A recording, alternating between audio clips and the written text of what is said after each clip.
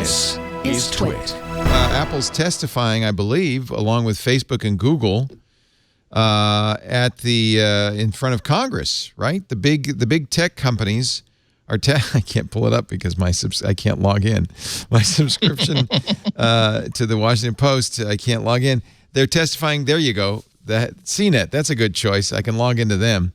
They're testifying in front of the House Judiciary Committee.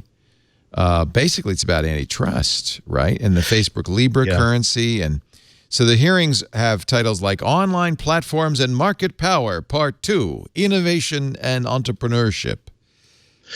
This is part of a 1.5 year long series of these kind of panels that have been announced. The first one was about 3 or 4 weeks ago, to take a look at every single aspect of the tech industry to see if there needs more regulation or if there is antitrust violations going on. And it is bipartisan effort. It's not this is an issue that kind of inspires voters on both sides of the aisle. But this isn't just one instance of, okay, they're calling these people out for a press conference. We are, I'm sure, going to see some pretty serious change over the next couple of years because, again, this is an emphatic and consistent policy of we are going to examine every aspect of tech industries, particularly the ones that have become companies that become so huge that they have become almost political fiefdoms in and of themselves, and decide if all the decisions that we made in 1990 on loose regulation need to be tightened up a little bit. So, Lory, why Apple? I would say, Google, Amazon, Facebook, yeah, but Apple's not dominant. They're a small market share. Are they a monopoly? I think you can put them into that category in part because of the ecosystem that Apple has. Where everything is what I think we've heard the term the walled garden, and Apple sort of dominates all of its own stuff. So the App Store, for example, the iTunes. I guess you could say the App Store is a monopoly in the Apple ecosystem. Right. But the Apple, iPhone is at best a 50% market share in the U.S., right? Much smaller worldwide. Mac OS is 5%. It's not like they are a dominant player in the technology sphere.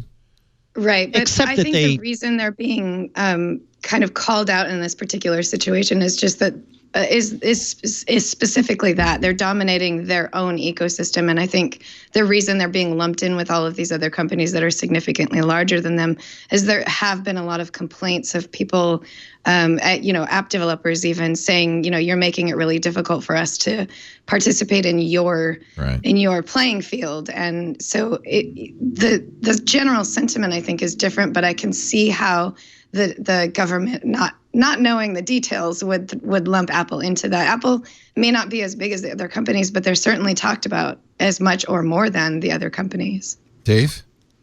Yeah, well, that's just it, right? They are one of the most popular companies on the planet, one of the most valuable companies, and that makes them one of the most powerful companies on the planet. So I think if we don't include them in these talks, what will people say about our decisions to target Google, Facebook, and not Apple, right? So I think they have to be there. I think there's a risk, though, there's a risk. You don't want to look like you're punishing a company for being successful.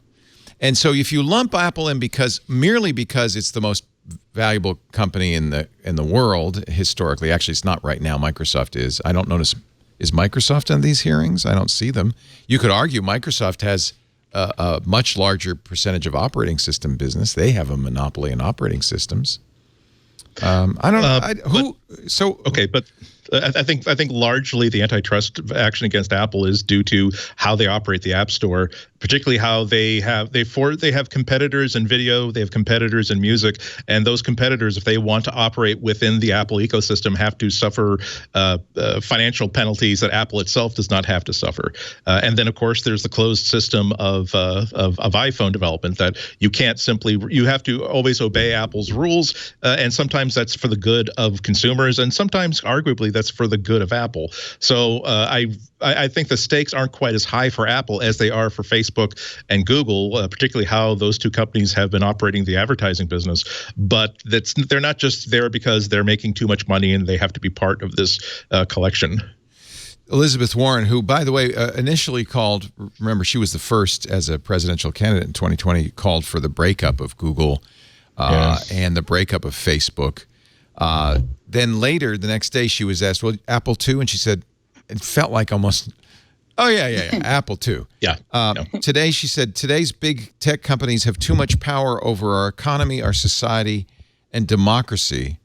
But actually, she said that when she talked about breaking up in March. Ted Cruz said, by almost any measure, the giant tech companies are larger and more powerful than Standard Oil was when it was broken up. They're larger and more powerful than AT&T when it was broken up.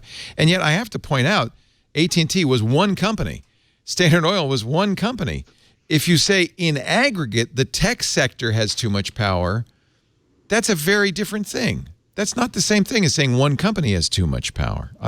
And I really don't think Apple's a monopoly in any sense of the word. So this is kind of almost a new way of thinking of what antitrust means.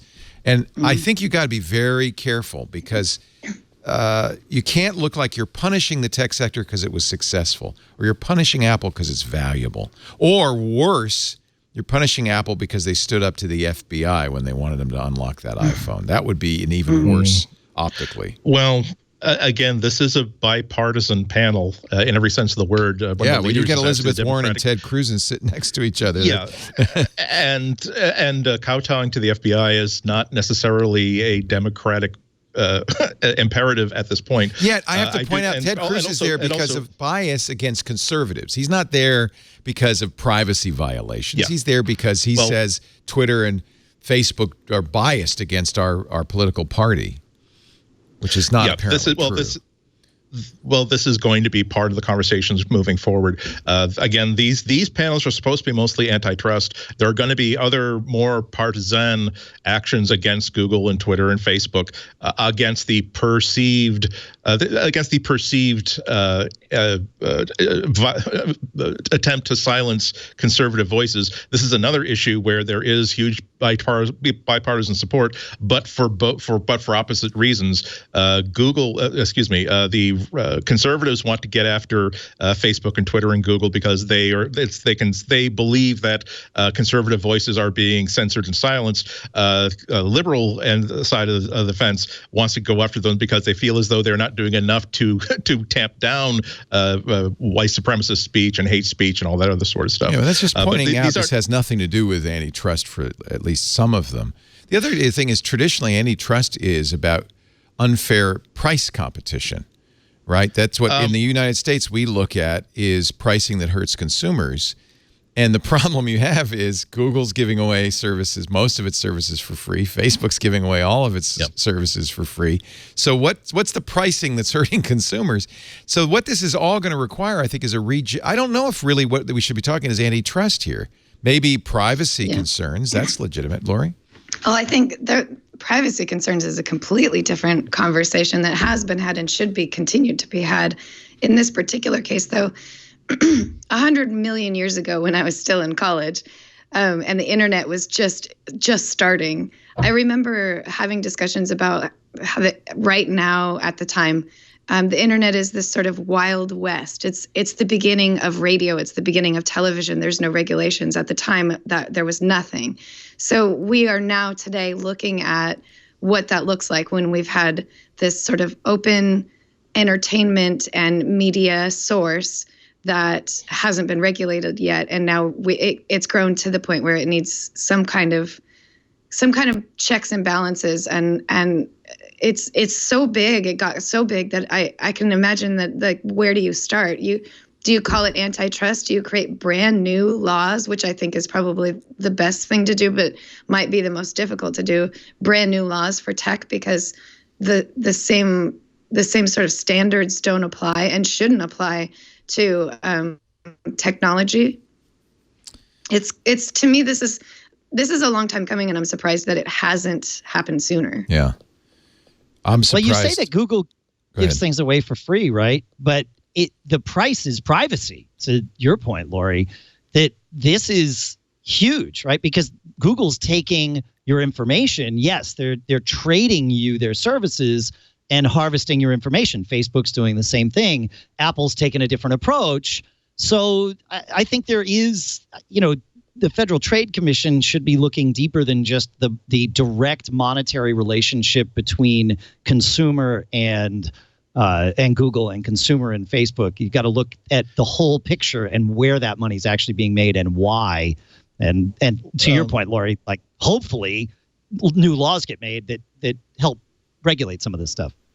Yeah, well, it's a wide map, and antitrust is just part of this. And not only are they looking at how is this affecting consumer prices, but they're also looking at how does this affect markets. The first big hearing a few weeks ago was part of it was a coalition of like local news producers, like local newspapers and such, essentially saying that they don't have the ability to really negotiate against Google and Facebook for the amount of money that they get from ads.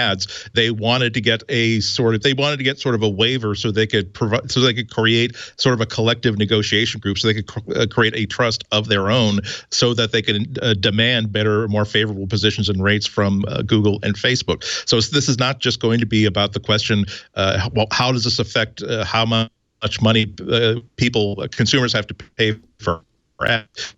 Going to affect if a group of developers, if a group of service providers want to get together and say, here is how Apple's policies are limiting what we can do for our customers and the products that we can do and produce, and why is Apple allowed to bend these rules for their own interests, but we can't bend them for our interests. That sort of thing is going to come up. Now, the need for more regulation is also going to be very, very important, but it is a separate issue, and it's not one that I like Elizabeth Warren for so many reasons. I don't necessarily agree with if you're a big company, that means that it is in consumers' best interest that you be broken up into smaller companies, because if you think about Google as we often say, as I often say, it really is a transaction. Either you're okay with the transaction that happens when you use Google Maps, Google Search, Google Docs, all these other Google apps and services, then great, go ahead and do it. If you don't, then you should not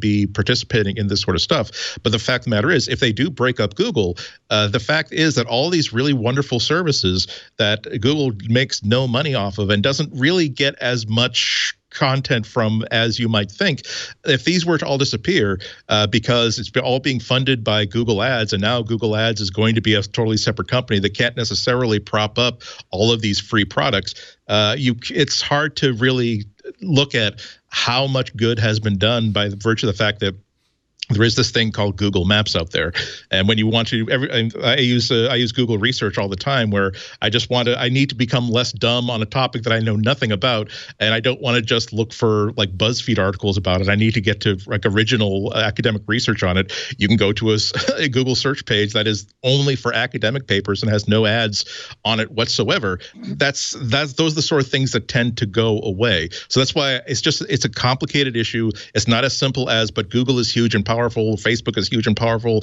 Apple is huge and powerful. They need to break up their hardware and their software and their operating systems and their services businesses into separate units that can't interact with each other. I think that is, in the long run, worse for consumers than it would be better for industries. Well, I agree. It's complicated. I doubt very much Congress has. In fact, Philip Elmer DeWitt, when he writes about it, says, I wonder who on the committee can tell the difference between Apple, Google, Facebook, and Amazon. The good news is that when Elizabeth Warren proposed, said we must break up Google, that wasn't done from her Senate account. This was done from her campaign account. Yeah, it's a campaign measure, and it's good. It's grandstanding, and I'm sure there's grandstanding going on right now in the meeting room. But I can't wait. I can't wait for the time when the people that sit on these panels actually understand technology and ask the right questions and actually are able to understand the answers. And when the answers don't make sense, they can actually say, wait a minute, you didn't answer my question. Answer my question. Because right now, we're getting close. I watch these things and it's... That's that's really I think that's really interesting, because when we went all through all this in the 90s, we were dealing with legislators and legislative aides who did not grow up with the internet, so they had no idea what they were regulating. Right now, though, we have plenty of people in Congress who did grow up with the internet, and they have assistants who grew up with the internet and maybe even grew up with mobile mobile internet. So even if specific congressmen are not as on the ball, they're being advised by people who are more on the ball and hopefully understand how bad gutting something like Section 230 of the Communications Decency Act would be.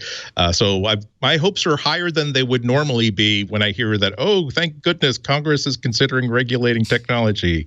Yay. I feel like there's been a little schooling too from the public, and that you can't just slide on this thing. As much as you might have. It's very, look, no, everyone understands it's very complicated, and it's subtle in a way that I don't know if Congress or the laws are sufficiently sophisticated to solve. But these hearings seem to advance nothing.